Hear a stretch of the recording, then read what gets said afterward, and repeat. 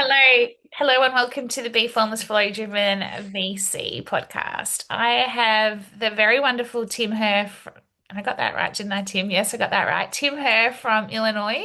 You're the first one I've had from Illinois, Tim, in the USA. Welcome to the show. Thank you. So we've got the Friday vibes going. It's what three, it's just past 3 p.m. on a Friday, and we've got the Saturday morning. I don't know what would call me Hmm. morning going. So going to be quite the conversation because Tim, we just had a bit of a check-in pre-show, and wow, is all I can say. You founded and the CEO and managing partner at Serra Ventures, which to date has done 110 deals and 70 companies are currently active, which is huge.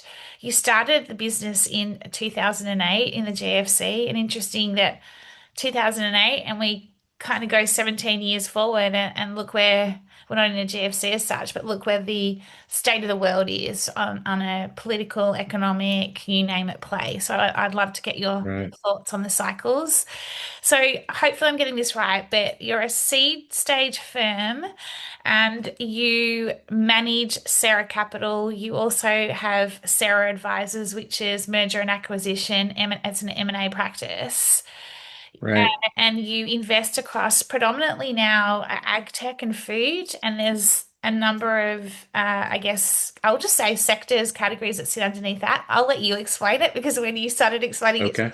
my brain blew off a little bit. So, um, and he previously co-founded and led iSight, not as in eyesight, but ICYT, Mission Hmm. Technology, and it was acquired by Sony in 2009. Tim, Yeah. quite a journey, quite a story. I'm sure you got lots of great stories to tell. Tell us about your journey through this. I'm not going to suggest a year by year, but just tell us about it. I'd love Sure, to. sure. Yeah. Yeah. Well, I grew up in an entrepreneurial family, so we owned a landscape garden center business in Peoria, Illinois. Relatively good size, over 100 employees. I got put to work in fifth grade, so in some sense, I have a 50-year career, I think, if you want to think of it that way. And my dad, greatly valued hard work. Went off to school, studied accounting, and I kind of think of my career in sort of three phases. Phase one was 15 years in public accounting. I was on the management consulting discipline for an international firm, now known as RSM.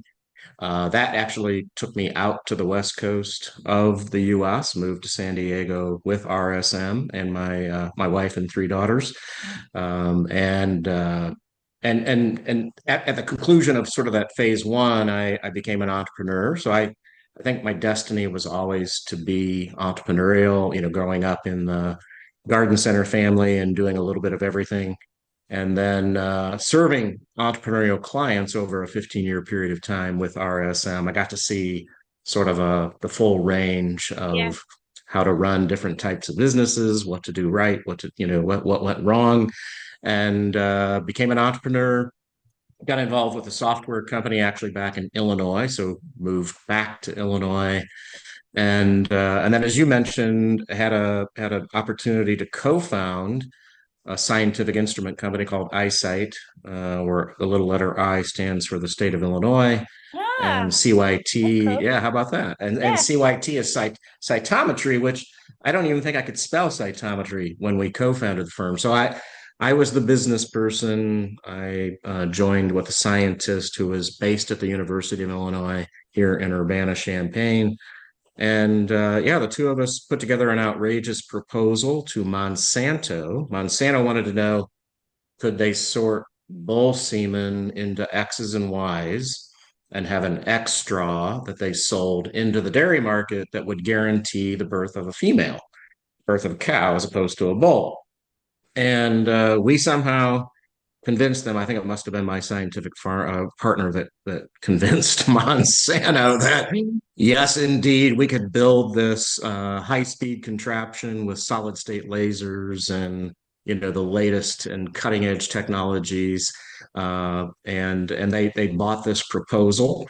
And so we created a startup in what was then the very new version of the research park at the University of Illinois. Wow. The other thing they had was they had a new venture division called Illinois Ventures. So we were the very first company to get venture capital Wow. from Illinois Ventures, and we were one of the first companies to move into the park. And we licensed a little bit of tech, and then, all those years later, we grew to about 60-ish people. We were just kind of hitting our stride, doing about 10 million in revenue. And at a trade show in Budapest, we got noticed by Sony. And the inventor of Blu-ray was in my office about 3 or 4 weeks Oh, later. how cool is that? And so, yeah. And, Was it and really, was ultimately, the your head blown Sony. off at that point when you were like, well, like what's going on here? Like, Right. I mean, you wouldn't think, I mean, Sony, you think of, consumer electronics and of course music and films. You don't, we didn't think cytometry thoughts, but as it, turned out, they had been looking to redeploy some of their engineering resources that were focused on Blu-ray mhm. toward life sciences. And we somehow ended up being their first choice. We became their ultimately their first acquisition in what they called life electronics. So yeah, it was a surprise. Totally blew my mind. Of course, it happened. The acquisition ultimately at what was one of the more challenging macroeconomic Yeah, times on the planet. Right, we began the relationship actually in '07 and began work with them in '08, and we were ultimately acquired in 2009. And then, of course, that was kind of the jumping off point to start this third phase of my career, which is Serra Ventures. So, that's sort of it in a nutshell. A lot of water under the bridge there, but yeah, pretty exciting. I mean, I've always loved entrepreneurship. I love being a consultant, and so ventures a beautiful way to do both, right? You get to support entrepreneurs as a consultant, and you get to take a little stake in the yeah, outcome of your advice, right? So here you are pontificating on how to build a high performance company, and you get to put, a million or 2 million into the company and go along for the ride yeah. and see how it, works out.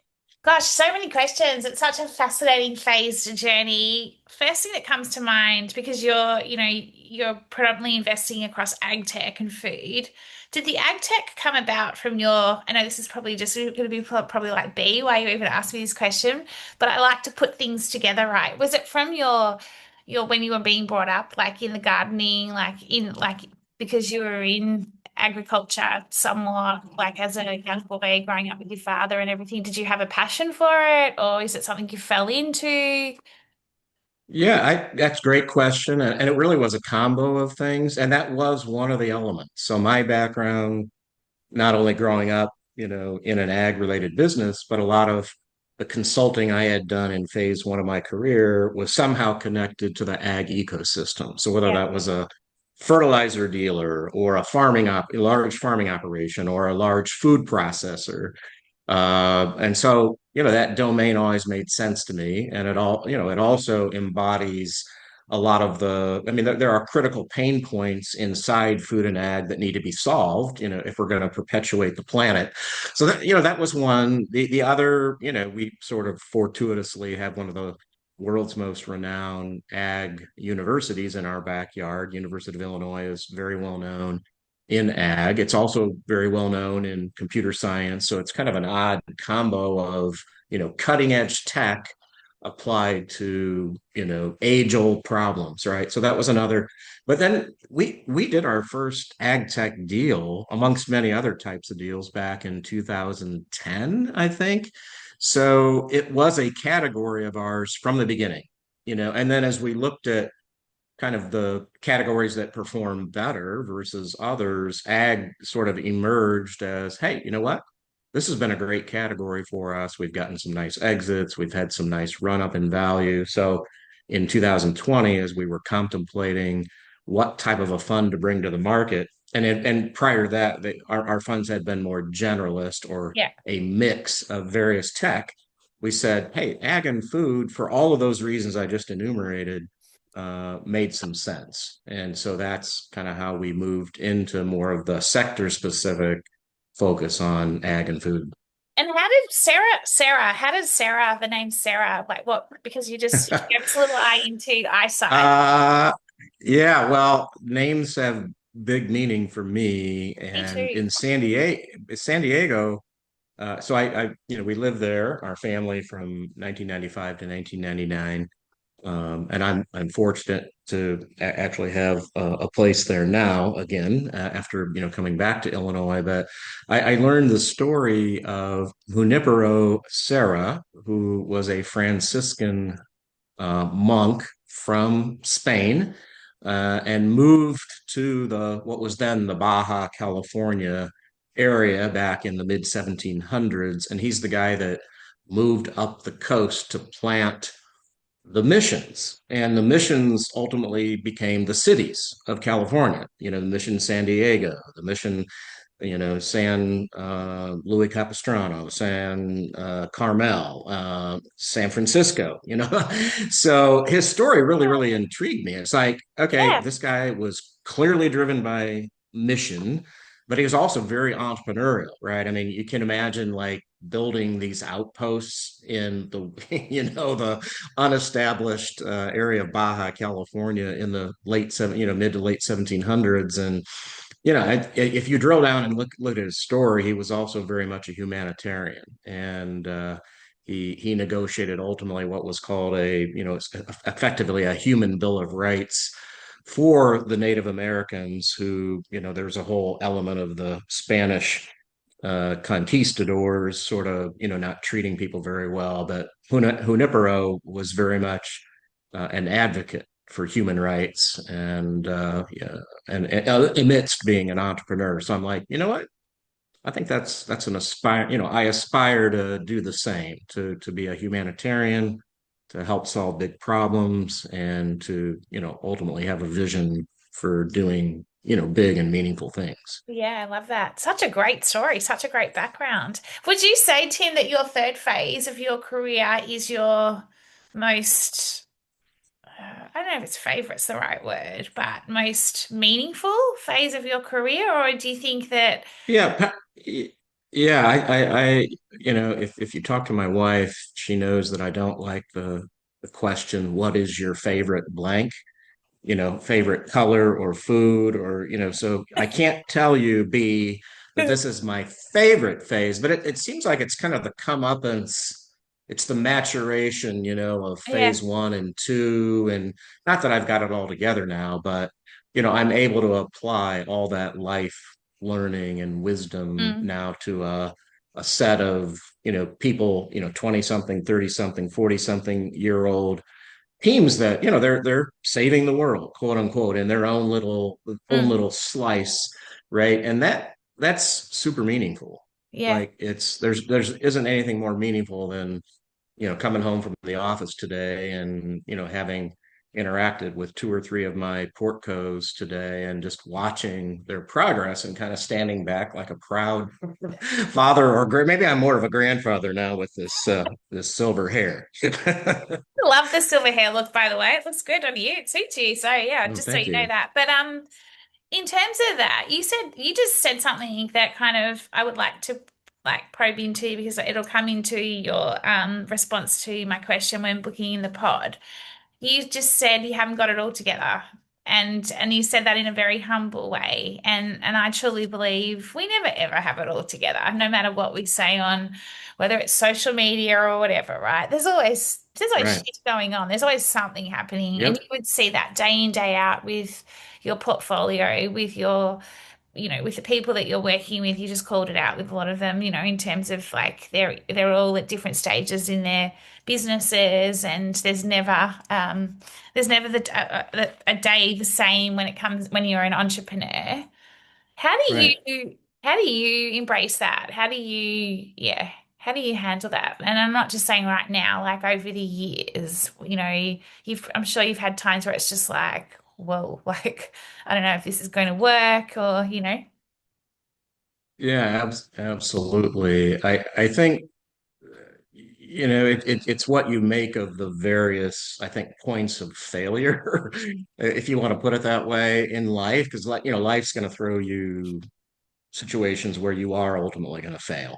All right, Mm. let's just be honest about it. And I think looking back, in my childhood, I had, a bit of this, construct in my mind that, life was sort of this, or should be this upward trajectory of continued, getting better and never experiencing failure. And I did have a bit of, academic success, shall we say, and I joined the accounting firm, and things are, yeah, there's little bumps along the way, but things are generally progressing fine. And then ultimately, I left the firm, and I had envisioned this entity called Life Vision. It was going to be a consulting entity, professional speaking, leadership facilitation type thing.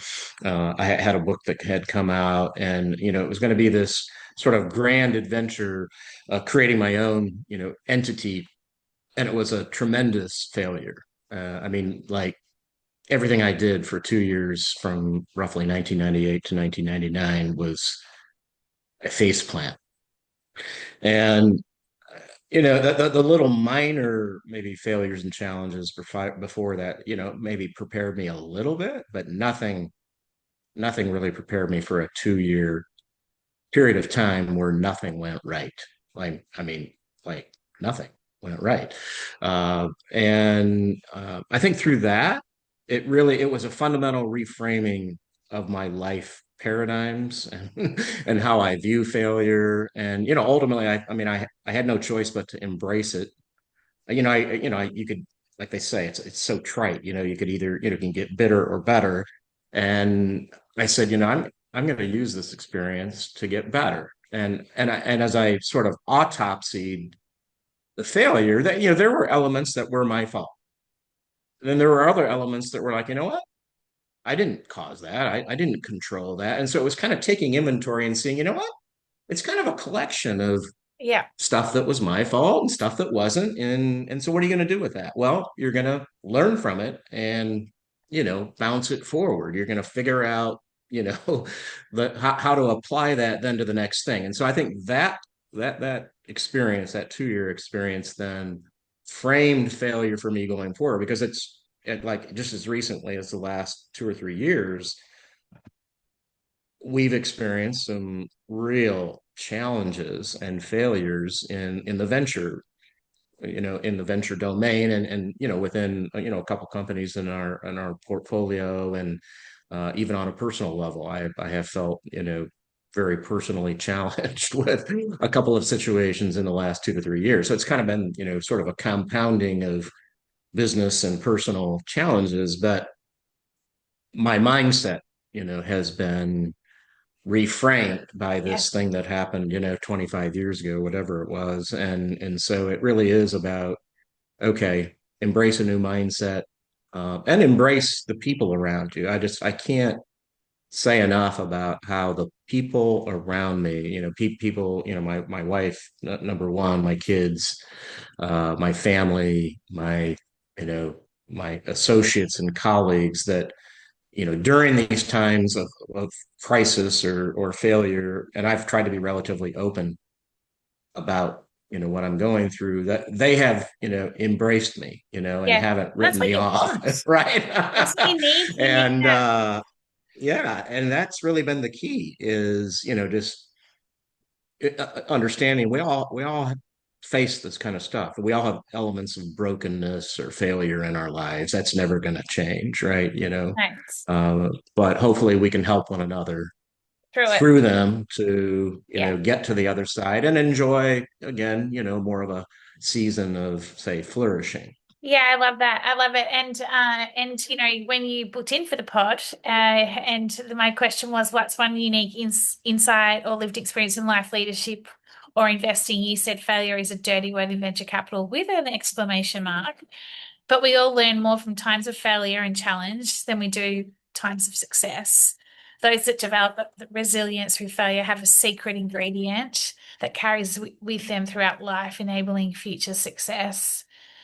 And you've talked a bit about that, but why is failure a dirty word in VC? Like, is it actually a dirty word? Like, is that because is it an ego thing? What is it? Like, you're Yeah, laughing a bit. I suppose it depends on your perspective because the reality is now in a deal that I'm going to do, I'm getting ready to do a deal right now in a company that's headed by a CEO that we actually fired from another company of ours maybe 5 or 6 years ago, Oh, right? So here's a person that was not a bad person, but ultimately the company grew to a point and kind of it made sense to get him out of the company, bring in somebody else. Ultimately, we sold that company for a very nice exit.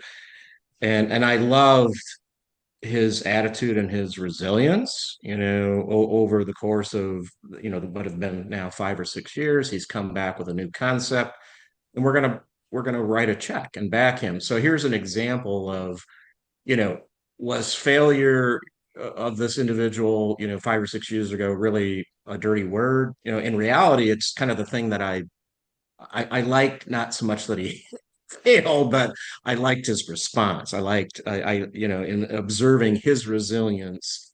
So in that sense, it isn't a dirty word. But VCs all love to tout, their successes, right? I mean, mm, these are what plays at a cocktail party is, the 20x exit that you got on company XYZ that was in the news that everybody knows about, right? I mean, we're human. We love our ego stroke. So in that sense, we don't talk about our failures in venture. In reality, investing in people that have been through cycles of failure and been resilient and I moved it forward into a new effort. That's what I'm looking for as a yeah, VC, because I know the secret here yeah, is yeah, that, hey, the odds of this person succeeding this time around are probably better now. yeah. Do you think that needs to change in the VC space? Like, I mean, I've been talking to quite a few people, and it feels like there's this a potential, shift taking place. You've got a lot of younger people coming into play. You've got that, they've obviously got a very different view from you and I in terms of like, kind of, I don't know, I don't think it's Mhm. values, but I think, what they stand for, etc. And they're not afraid to probably call out things that we were probably more, it was shame or it was, self-worth, whereas they're a little bit more, oh, well, I'm just going to try something else now. And, it's kind of almost like sometimes a bit of water off a duck's back in a way. They don't seem to be as attached to it necessarily. Mhm. Do you think that's something that does need to shift in the VC spaces around this failure is a dirty word and dropping the ego a little bit more? Like, I mean, we all have an ego, absolutely. You're right. And Right. we can't all be, kumbaya and everything's like peaceful and do you know what I mean? Like there's Right. got to be some sort of um grit, drive, all of that. There's a reason for it. But yeah, just like what do you I guess my question is, what do you think or what is the opportunity in the VC space right now for it to shift or evolve based on, where we're at in the world?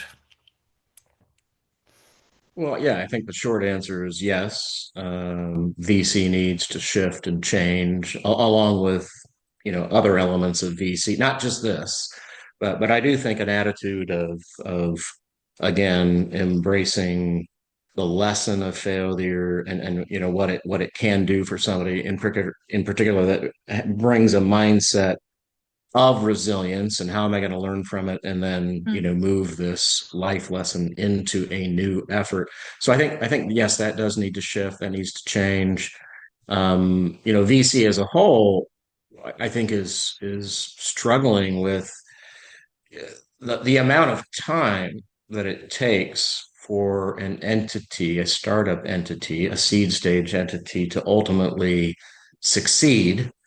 Is it's not it's much longer, I think, than the industry would like to admit. Yeah. It's why many quote unquote 10-year funds are extending their life to 5, 7, 8 years beyond the original 10. So and I think this sort of fits in with it. And that is we need to be more accepting early. I think in VC you see a lot of firms will categorically write off uh, say what they perceive as an early failed company and move their effort over to the winners, right?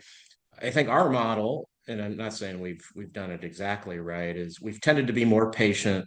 We've tended to be more long suffering to help a company that didn't quite get their product market fit right or their go to market strategy right to give them another shot and to be more patient over a longer period of time.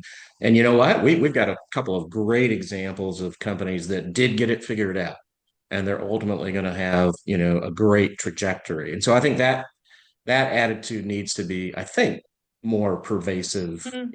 in VC. It's fascinating. When it comes to failure, like, you talked about the experience you had where you had this business for 2 years and you said like you used the term face planted.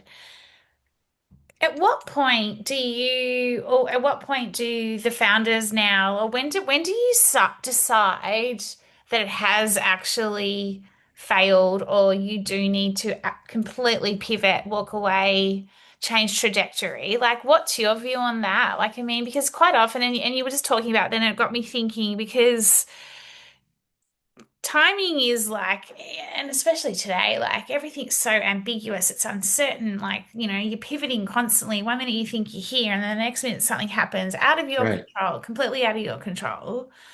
And you're like, okay, I'm gonna have to move over here now. You're constantly being strategic, but you're also having to also almost sometimes react to what's actually happening.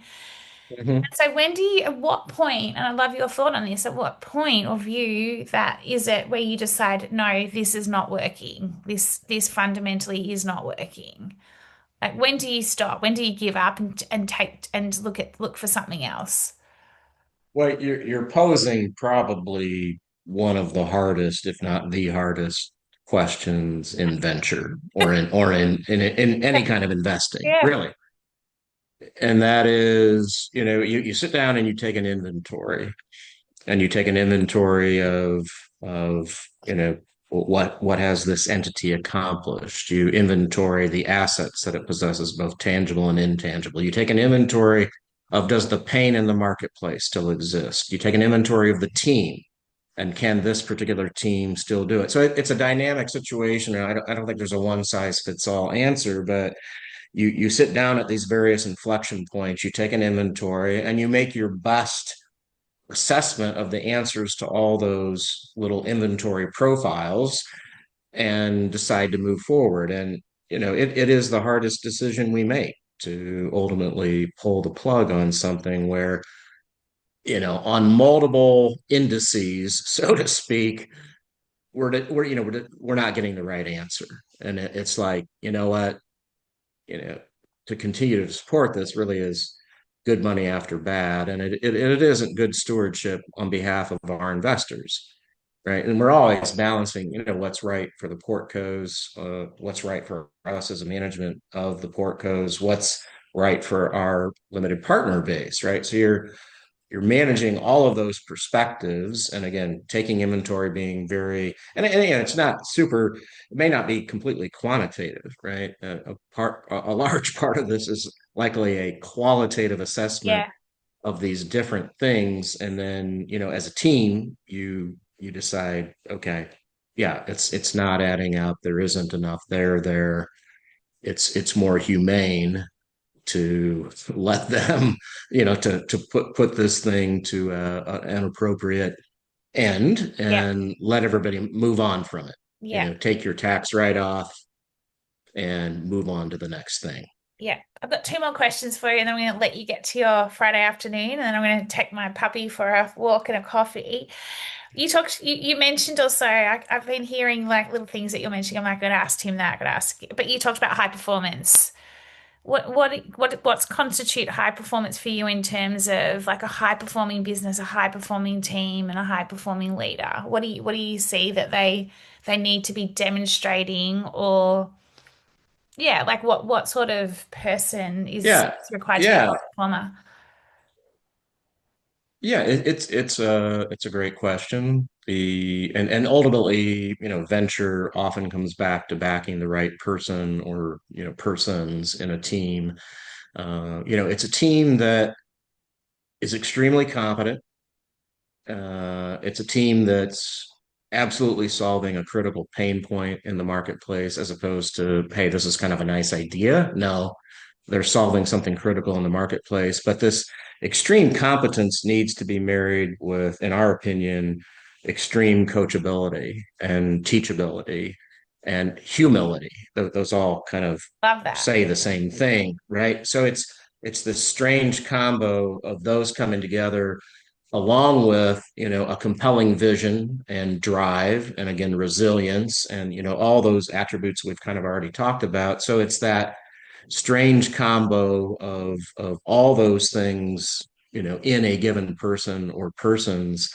And when you've done this long enough, and it manifests differently in different people and in different teams, but when you've done it long enough, you recognize it when you see it. Type of thing, right? It's 100%. that all those combos coming together to create an organization that is succeeding. It's scaling. Yeah. It's improving its processes along the way. It's attracting good people who Mm, want to solve big problems and have meaningful work to do.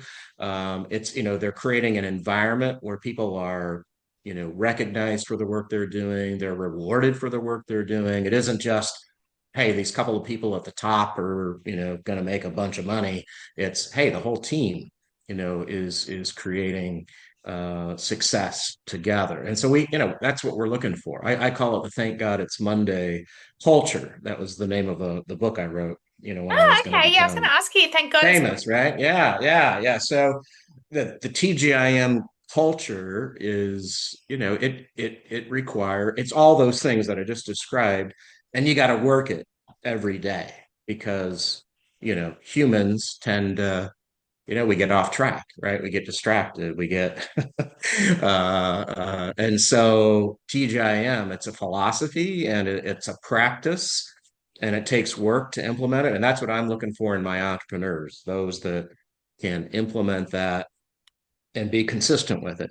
yeah. And yeah, ultimately that's success, even though there might be little periods of pivoting or failure along the way. You can adjust and get back on the trajectory of success.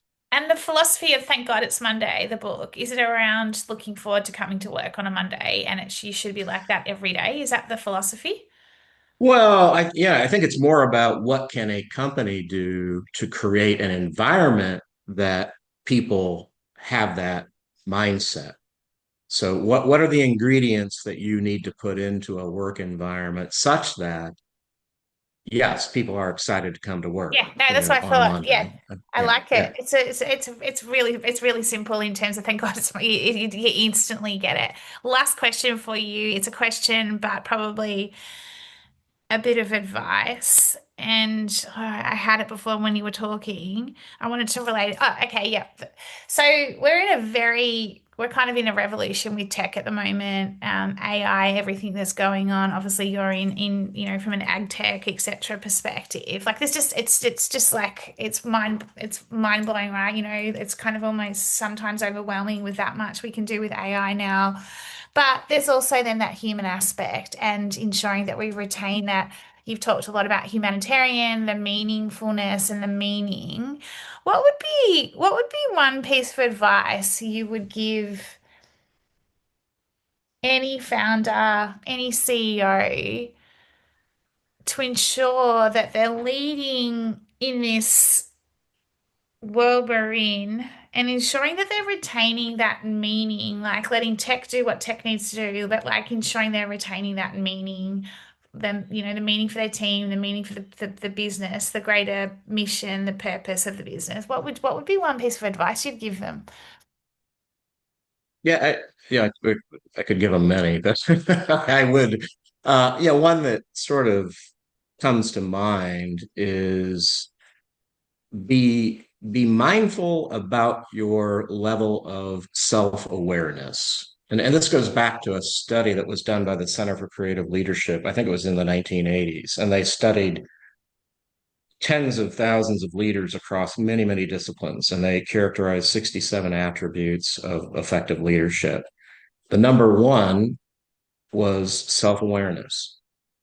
And so by that, you're constantly seeking out feedback, and you're interacting with others, and you're seeking input, you're seeking criticism, you're seeking, again, you're trying to elevate, awareness. Where am I doing well? Where am I not doing well? Where can I do better? Where am I offending somebody? Where am I, creating, where am I putting deposits into the emotional bank account of somebody? And I think if we are mindful of our self-awareness and continue to increase it, and I know it's sort of an oxymoron, right? Because leadership is about other people, but and you need to have, cultivate this health in yourself and an understanding of how are you then, interacting with the Reacting. Yeah. world. So the more that we can pay attention to that and cultivate that, and again seek it out, ultimately, I think the more effective we will be at balancing human factors with technology factors, with the pressure for growth and the expectations Yeah. of investors and so on. Yeah. It's the inside out leadership, if you ask me. Yeah, You've got to know what's going on from the inside yeah, and from the outside. totally. Tim, I feel like there's another book coming for you, and I don't know what you're going to call it, but Sarah, like the three phases. The fourth phase? What's next for you? What's like, that's my last question, and then I'm going to ask you, how do we find out more about you? Yeah. Well, I'm going to work. I'm turning 64. Reminds me of the Beatles song, right? And so what's next for me is I want to work diligently over the next 5 to 7 years to hand the baton to my teammates. I love it. And I want to make sure they're equipped, they're energized, they're encouraged, and they have, all the ingredients to perpetuate the success of Serra Ventures, not for the sake of Sarah, but for the sake of all of them and our portcos and our investors. And so that's my focus. I mean, I love what I'm doing. Not that, on a given day things aren't always peachy, but yeah, that's what's next for me. And yeah, maybe I'll find time to Yeah, I'd write read it. another book. I don't Yeah. know. You've got so much great advice. Where's the wisdom? I got so much Oh, well, thank you. experience. Thank Yeah, it's you. awesome. How do we find out more about Sarah? How do we ventures? How do we find out more about you? Yeah. Yeah, so Serra is Serra. So serraventures.com is our website. That's the easiest place. And I'm Tim at serraventures.com. That's the easiest way to get a hold of me. I tend to be pretty responsive to emails.